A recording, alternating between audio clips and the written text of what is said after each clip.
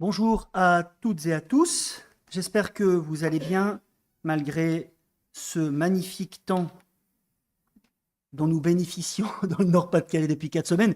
Mais nous avons la joie du Seigneur, n'est-ce pas? Et le soleil est dans notre cœur. Oh les cœurs. Voilà. On commence aujourd'hui bon, j'ai eu à cœur pendant l'été de faire une petite série de prédications sur la deuxième épître de Pierre. Je vous demande donc d'ouvrir votre Bible à la deuxième épître de Pierre. Quelques petites pensées pour introduire notre lecture du premier chapitre des versets 1 à 11. La deuxième épître de Pierre est une lettre classée, écoutez bien mes amis, dans la liste des épîtres dites générales ou catholiques, c'est-à-dire dans le sens universel, puisqu'elle n'est pas cette épître adressée à une communauté précise. Toutefois, nous nous rendons compte, je ne sais pas si vous avez pu faire la lecture cette semaine, mais vous vous êtes peut-être rendu compte que Pierre parle quand même à des communautés qui sont bien identifiées. En effet, il se réfère à des problèmes particuliers, particulièrement au chapitre 2, qui touchent ceux à qui il écrit, et aux lettres, chapitre 3, de l'apôtre Paul lui-même, qu'il connaisse ses lecteurs apparemment bien. Donc il sait à qui il écrit quand même. Disons également en introduction que 2 Pierre est une épître testament.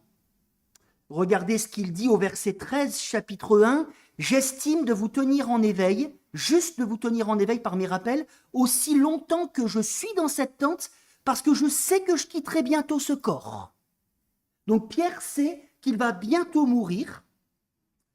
Il nous fait dater cette lettre en 64 ou en 66, sous les persécutions de l'empereur Néron à Rome, où selon la tradition, Pierre mourut en martyr. Et ce qu'il motive à leur écrire, une dernière fois, dit-il, c'est la situation difficile, c'est ce qu'on apprend lorsqu'on lit cette lettre, que traversent ces chrétiens d'il y a 2000 ans, confrontés à plusieurs dangers qui pourraient les faire vaciller, les faire dévier de la voie, dit-il, chapitre 2, verset 2, regardez, les faire dévier de la voie de la vérité. Alors, premièrement, pour que vous puissiez comprendre l'intention de la lettre, il semble que Pierre se réfère à des moqueries proférées par certains sceptiques. Il nie que Jésus règne, que Jésus contrôle toutes choses. Et on va comprendre pourquoi Pierre va mettre vraiment en avant que Jésus règne, qu'il est tout-puissant, etc.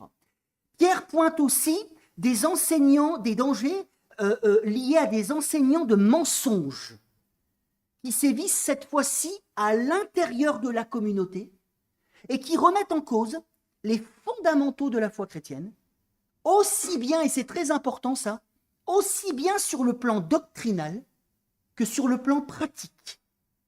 Puisque nous le savons, les erreurs théologiques sont souvent le terreau ou l'excuse des erreurs morales. Les enjeux sont grands. Pierre prend son stylo. C'est quelque peu anachronique. Quelles sont les méthodes employées par Pierre pour décrédibiliser à distance les paroles de ses adversaires et les recommandations qu'il donne à ses croyants pour tenir bon dans la vérité? Eh bien, je vous invite à lire le chapitre 1 des versets 1 à 11. De la part de Simon-Pierre, serviteur, apôtre de Jésus-Christ, à ceux qui ont reçu par la justice de notre Dieu et Sauveur Jésus-Christ une foi du même prix que la nôtre, que la grâce et la paix vous soient multipliées par la connaissance de Dieu et de Jésus, notre Seigneur. Sa divine puissance nous a donné tout ce qui est nécessaire à la vie et à la piété en nous faisant connaître celui qui nous a appelés par sa gloire et par sa force. Celle-ci nous assure les plus grandes et les plus précieuses promesses. Ainsi, grâce à elle, vous pouvez fuir la corruption qui existent dans le monde, de par la convoitise, et devenir participant, écoutez bien, de la nature divine. Pour cette raison même, faites tous vos efforts afin d'ajouter à votre foi la qualité morale. À la qualité morale, la connaissance. À la connaissance, la maîtrise de soi. À la maîtrise de soi, la persévérance. À la persévérance, la piété. À la piété, l'amitié fraternelle. À l'amitié fraternelle, l'amour. En effet, si ces qualités sont en vous et se développent, elles ne vous laissent pas inactifs ni stériles pour la connaissance de notre Seigneur Jésus-Christ. Quant à celui qui ne possède pas ces qualités, il est aveuglé par sa myopie. Il oublie qu'il a été purifié de ses anciens péchés. C'est pourquoi, frères et sœurs, appliquez-vous d'autant plus à affermir l'appel et le choix dont vous avez été l'objet. Car si vous faites cela, vous ne trébucherez jamais. C'est ainsi en effet que l'entrée dans le royaume éternel de notre Seigneur et Sauveur Jésus-Christ vous sera largement ou généreusement accordée. Amen. Premier point de ma prédication, nous avons tout, versets 1 à 4, nous avons tout en Jésus.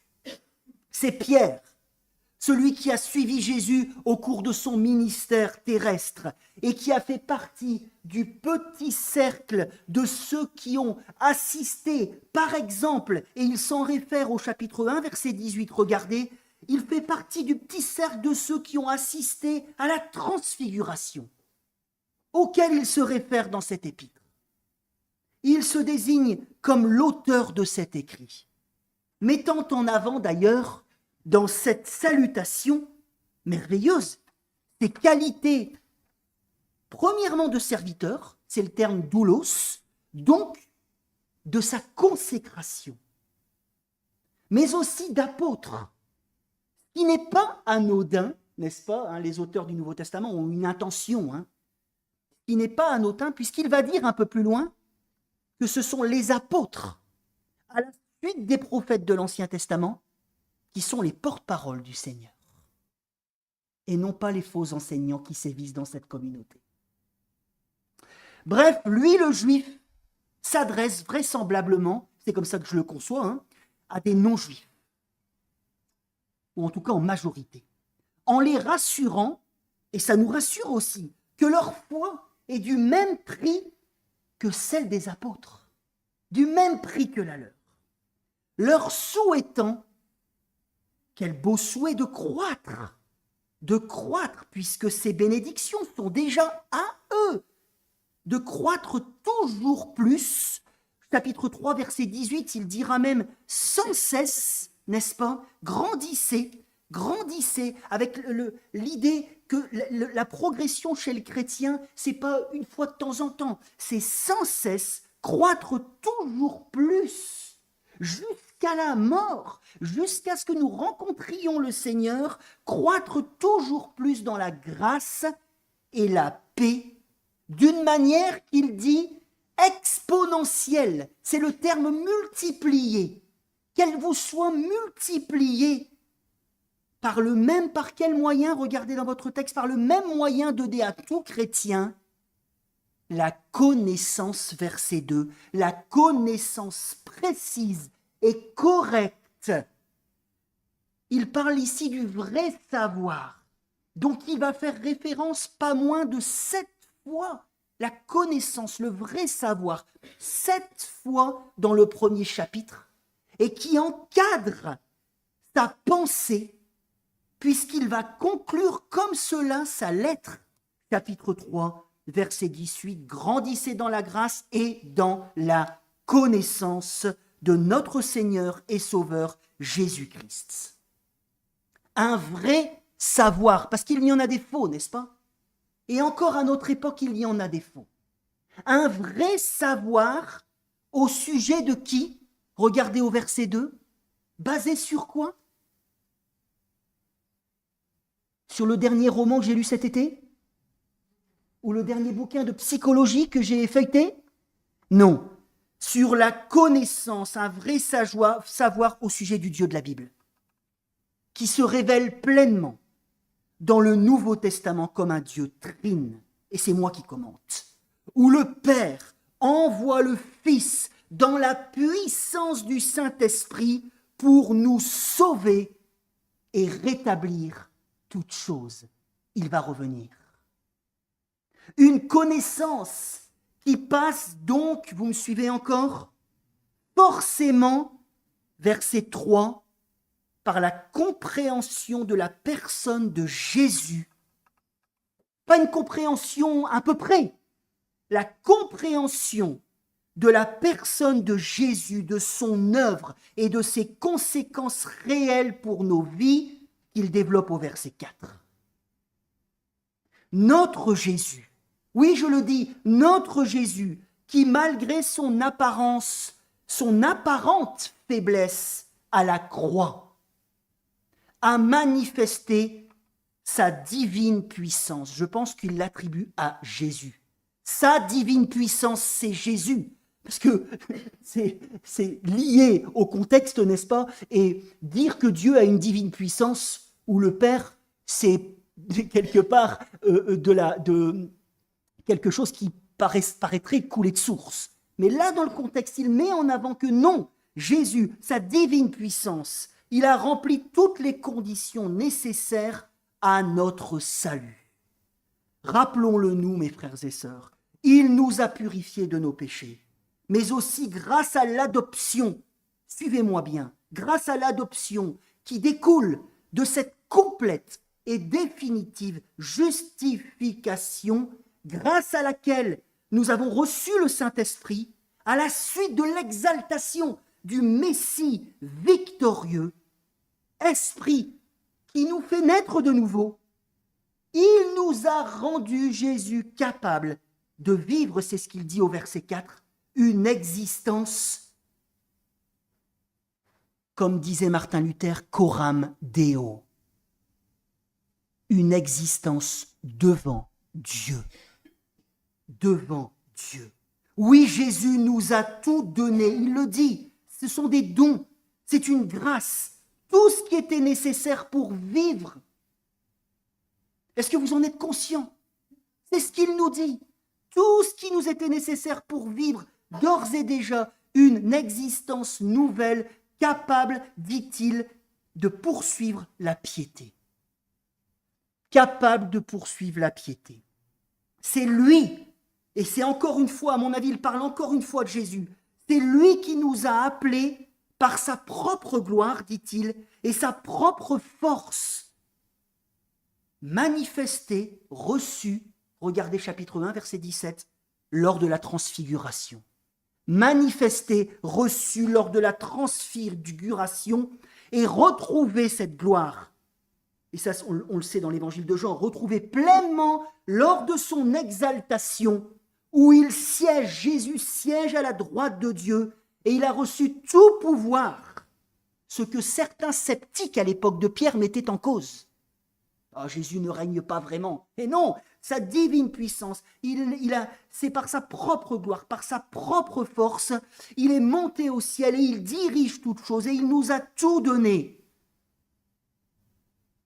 Dans ce monde dans lequel il nous a donné à nous, à ses enfants, conformément à ses promesses, verset 4, les moyens de vivre en citoyens du ciel, fuyant la pourriture entretenue par la convoitise et participer, oui, nous pouvons participer à la nature divine. Tout cela, ce sont des choses qui découlent de l'œuvre de Jésus et des cadeaux à son Église. On se pose, n'est-ce pas? On est monté un peu au ciel. C'est extraordinaire. Mais qu'est-ce que ça veut dire, et je vous pose cette question-là ce matin, qu'est-ce que ça veut dire participer à la nature divine? Je m'arrête 2 secondes. Est-ce que Clément, tu es devenu Dieu?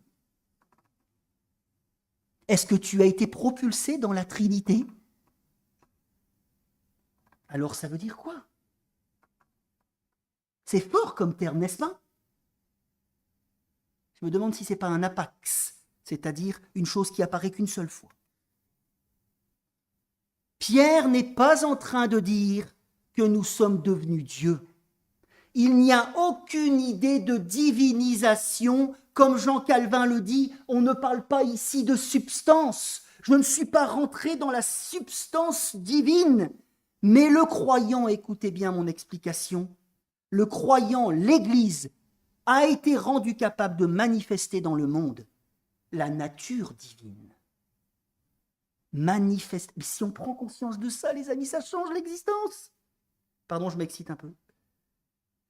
Le croyant, l'Église a été rendu capable de manifester. Rendu capable, ce sont des dons. C'est effectif de manifester dans le monde la nature divine par des paroles et des actes au quotidien pour laisser apparaître les principes du royaume, du roi qui a été intronisé, qui a reçu tout pouvoir et qui vient bientôt installer son règne. Maranatha. Vous me suivez encore ?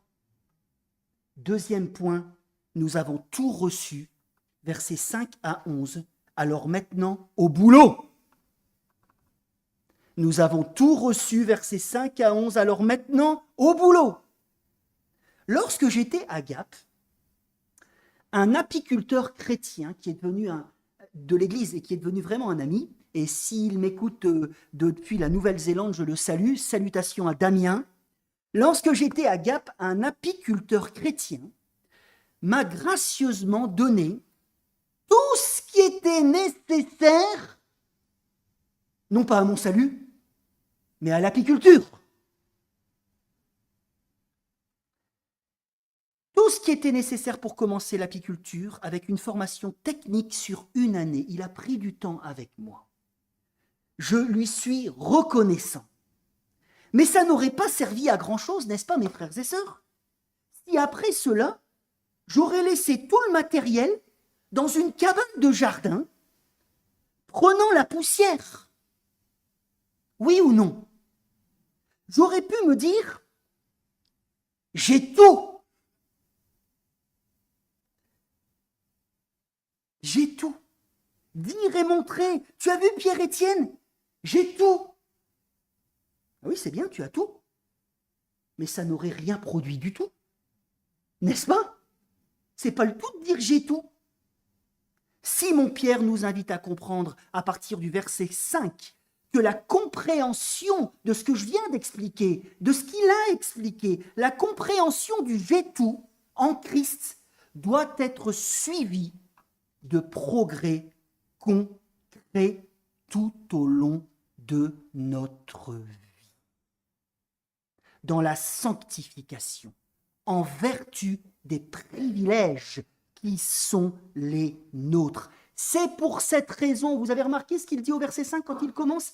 C'est pour cette raison, en vertu de ce que je viens de vous expliquer, faites tous vos efforts pour ajouter ou enrichir votre foi. Alors là, c'est très intéressant. Le verbe grec qu'il emploie reprend l'image du chorège. Est-ce que vous savez ce que c'est le chorège? Peut-être pas. C'est-à-dire des riches citoyens grecs qui finançaient les chœurs afin d'enrichir et d'embellir les présentations théâtrales. C'est le même verbe utilisé par Pierre au début de cette structure pour dire enrichissez votre foi, une structure en gradation. Vous avez remarqué? Gradation en 7 étapes où l'une reprend la précédente pour mettre en avant, regardez dans votre texte s'il vous plaît, pour mettre en avant que la foi chrétienne, pour qu'elle soit vraiment enrichie, doit l'être de choses concrètes à poursuivre absolument. Quelles sont ces choses concrètes, mes amis? Regardez dans vos Bibles, je vais voir si vous êtes réveillés. Quelles sont ces choses concrètes? Allez-y, n'ayez pas peur. La foi qui est un peu le départ, puis la vertu, la connaissance, tiens, la maîtrise de soi, la persévérance d'autres choses, la piété, la fraternité et l'amour. Je vais vous expliquer cette structure, ou en tout cas comme ça que je la comprends. Comment je la comprends? Une éthique divine qui se regroupe parfois d'ailleurs avec l'éthique de son temps, la maîtrise de soi. C'était assez connu par les stoïciens, hein. Et il y avait aussi des structures comme ça à cette époque. Néanmoins, cette structure de l'apôtre Pierre porte la marque chrétienne, puisqu'elle commence par la foi et elle est couronnée par l'amour. Ce qui est singulier dans ces structures antiques. Ne comprenez, on en a discuté avec ma femme, ne comprenez donc pas cette liste comme une sorte d'ascenseur spirituel, parce que ça serait très mal la comprendre à mon avis. Il s'agit plutôt de la comprendre ici comme une roue de vélo. Ouh, Aurélien est en train de dévier. La foi chrétienne, une roue de vélo, vous allez me comprendre. Il s'agit plutôt de la comprendre comme une roue de vélo où la foi serait au centre. Le moyau, ça vous parle ça? Un moyau, ce qui fait tourner la roue, enrichi par les rayons qui permettent ensemble, en fait, d'aller de l'avant dans la manifestation de la nature de Dieu. Une roue cerclée par la jante de l'amour. Cerclée par la jante de l'amour. Je le sais, l'image est imparfaite. Je le comprends, mais c'est pour imager. Nous devons toutefois garder en tête que la foi chrétienne comporte, mes amis, une dimension volontariste, où ma foi, qui vient de Dieu, née et portée par sa puissance, nous l'avons découvert, doit être cultivée sans arrêt par la poursuite de ses qualités bien précises afin de nous rendre actifs et fructueux. C'est ce que la litote, verset 8, il emploie une litote, nous communique. Il dit, elles ne vous laissent pas inactifs ni stériles. On comprend qu'en fait, elles vont nous rendre actifs et productifs. En vue de la connaissance approfondie, dit-il, connaissance approfondie, donc nous comprenons par la pratique de la foi. Je peux avoir la meilleure doctrine, et c'est important. Mais si ça ne produit rien du tout, c'est mort, n'est-ce pas? C'est absolument mort. C'est comme cela, mes amis, suivez avec moi au verset 9, c'est comme cela, mes amis, que nous maintiendrons à 10 sur 10 à nos deux yeux. La myopie, ça me parle, hein. C'est vrai que là, je vois que des ombres, en fait, hein. Où est ma femme? Là? Ah non, excuse-moi. Nous maintiendrons à 10 sur 10 avec cette discipline de vie, à nos deux yeux spirituels, pour éviter entre autres la myopie des faux enseignants dont je parlerai un peu plus la semaine prochaine. C'est le deuxième front qu'a affronté cette Église, les mauvais enseignants de cette époque qui, tout en se disant croyants, oubliaient les fondamentaux de l'Évangile de Jésus-Christ, aussi bien doctrinal que pratique. Le croyant doit emprunter un autre chemin, mes amis, celui de l'enrichissement de ce qu'il a reçu, de la jouissance, des effets de l'appel et du choix divin dont il a été l'objet. Continuez à suivre dans votre texte. Un chemin qui sera alors, dit-il, et c'est extraordinaire, sans chute grave, lié au salut, sans chute. Si je poursuis cette discipline de vie, la connaissance de Jésus-Christ, aussi bien sur le plan intellectuel que pratique, mon chemin sera sans chute grave, ce qui ne veut pas dire sans combat, ce qui ne veut pas dire sans combat, et qui, selon des marqueurs bien clairs, non pas selon ceux que je choisis, mais les marqueurs que nous lisons, par exemple ici, qui, selon des marqueurs bien clairs, confirmera mon appartenance au Seigneur Jésus par sa grâce seule, une grâce bien mise en avant par qui vous sera généreusement ouvert. Jésus nous ouvrira les portes de son royaume éternel. Finalement, généreusement, largement. Troisième et dernier point, j'espère que vous me suivez encore, ce sera ma conclusion. Actif, l'Église du Triolo, active et fructueuse dans l'attente de l'éternité. Active et fructueuse dans l'attente de l'éternité. Est-ce que vous vous préparez à cette réalité de l'éternité? C'est ce que Pierre voudrait que ses auditeurs prennent conscience. Vivre dans l'attente de l'éternité. Ce matin, tu es appelé, je suis appelé à continuer à t'appliquer à ce que tu aies 40 ans de vie chrétienne, 50 ans de vie chrétienne ou 10 ans de vie chrétienne. La progression, c'est pour tout le monde. Continuer à t'appliquer à ce que ta foi soit grandement enrichie cette année, c'est ma prière pour moi, mais pour vous, pour notre Église, afin que notre vie ressemble, écoutez bien mes amis, afin que notre vie ressemble à un pommier en bonne santé à la fin de l'été prochain.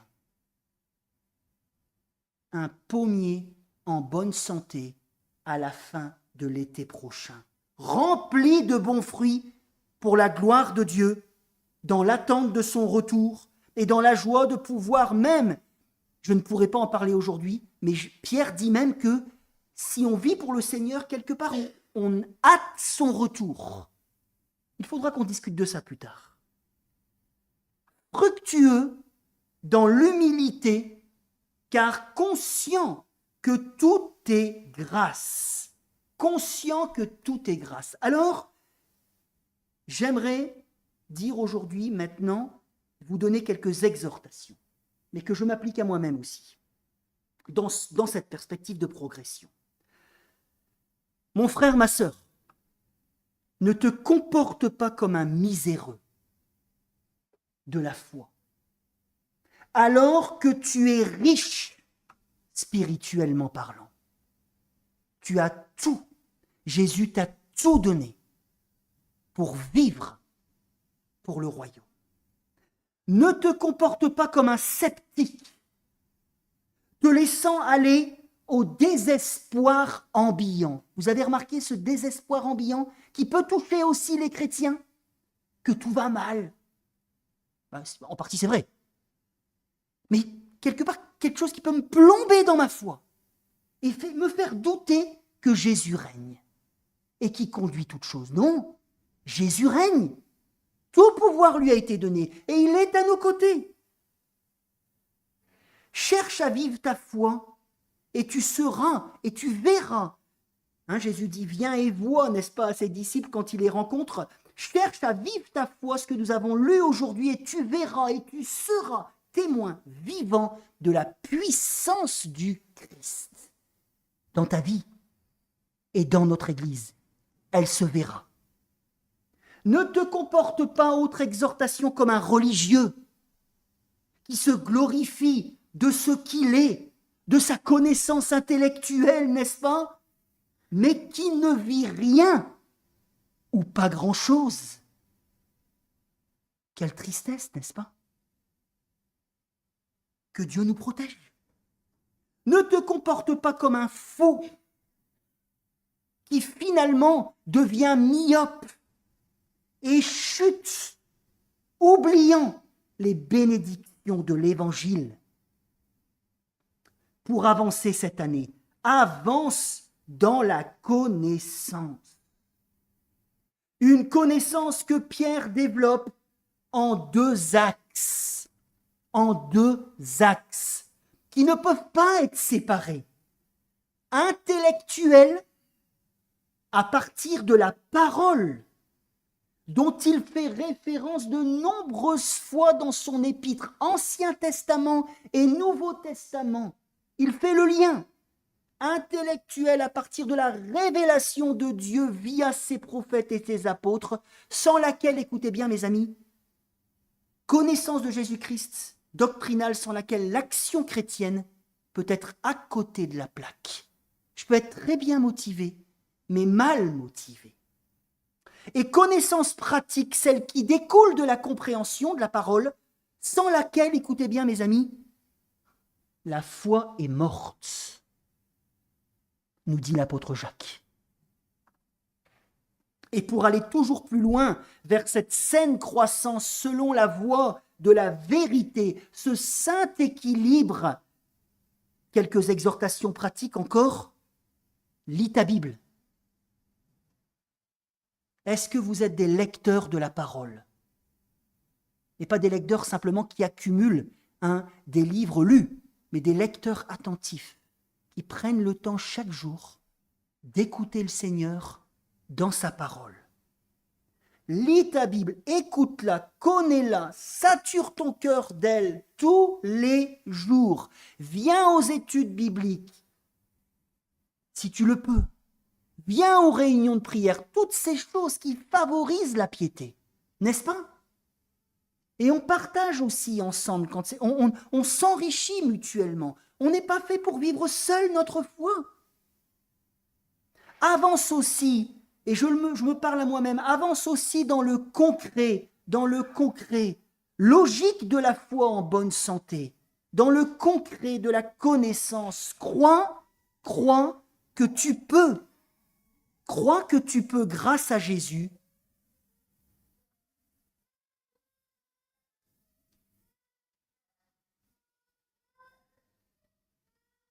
crois que tu peux, grâce à Jésus, avancer vers des changements significatifs dans ta vie, dans ton caractère, que tu désires avancer dans les principes du royaume de Dieu, révélés dans les Écritures, et notamment dans ces 7 principes mis en avant par Pierre, portés par l'amour, les bontés du Seigneur. Vous savez, je trouve qu'il n'y a rien de plus triste, et j'espère que je ne manifeste pas ça au quotidien dans ma famille ou à l'église, et j'espère que je ne manifesterai pas ce genre de choses, mais je trouve ça triste, mais c'est lié parfois à un mauvais enseignement, d'entendre un chrétien me dire, en fait, ouais, j'ai renoncé à changer sur ça. Je m'emporte toujours, mais j'ai renoncé. La piété, c'est difficile pour moi, c'est vraiment, mais j'ai renoncé. Ou j'en suis pas capable. Je trouve ça tellement triste au vu de ce qu'on vient de lire, n'est-ce pas? C'est possible. Non pas grâce à moi, mais grâce à Jésus. Oh, j'ai renoncé à vivre ça dans mon couple. J'ai renoncé à ce qu'on vive dans l'Église quelque chose qui ressemble à ça. Non! Nous sommes chrétiens. Et Jésus est avec nous. Nous pouvons avancer toujours plus vers le changement. Pour cela, pour se donner tous les moyens de changer, ne crois pas que tout ce que tu penses, a priori, ou que tout ce que tu vis, équivaut à la vérité. Sois humble, réfléchis, analyse toute chose à la lumière de la Bible et n'aie pas peur de changer. Il y a des gens qui ne vont pas vers le changement, je le sais, je suis pasteur, j'accompagne assez de personnes pour le savoir. Il y a des gens qui ne vont pas vers le changement, pas parce qu'ils ne le veulent pas, mais parce qu'ils ont peur du changement. Ils ont peur de ce que ça peut entraîner comme conséquence, le changement. Faites confiance à Jésus. Persévère dans tout cela, mets-y tout ton cœur, ta priorité, encouragé par la victoire et la pleine autorité de ton Sauveur et encouragé de son retour prochain en gloire. Amen. Et finalement, aime comme Jésus aime. Aime comme Jésus aime. Écoute les autres. Passe du temps avec les autres. Et particulièrement avec tes frères et sœurs. C'est ça l'amitié fraternelle, puisque l'appel de Dieu est communautaire. Et que là se trouve, nous dit un des psaumes, la bénédiction du Seigneur.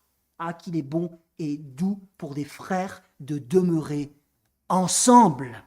C'est là que coule la bénédiction du Seigneur. Bref, nous les anciens, vous avez des anciens maintenant,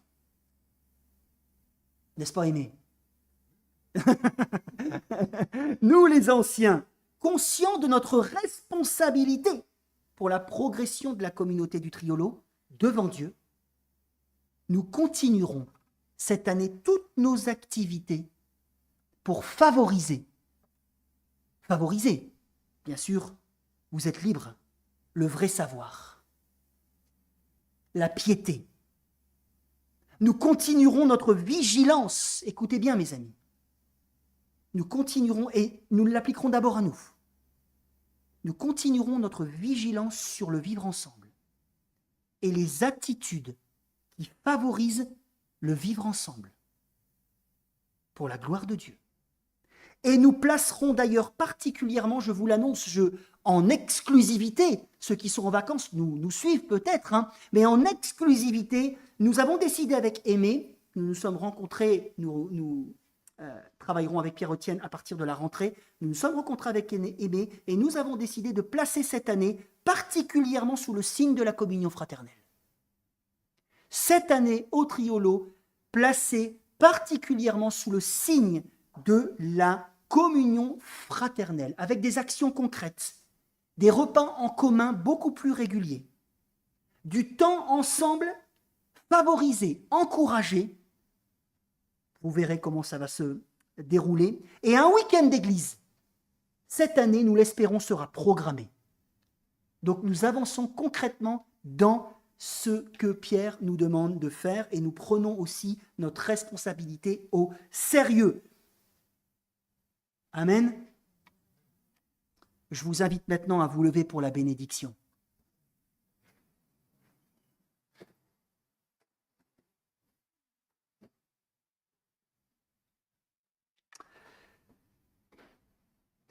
Que l'empreinte de Dieu, ses qualités manifestées puissamment en Jésus-Christ notre Seigneur, se voient de plus en plus au milieu de nous, entre nous, dans nos familles, dans notre Église, et que les qualités divines se voient finalement par ces moyens autour de nous. Que la grâce et la paix de Jésus vous accompagnent cette semaine. Amen. Et bon dimanche à tous. Partez avec cette parole. Partez avec cette parole. Et parlez de Jésus. Bon dimanche.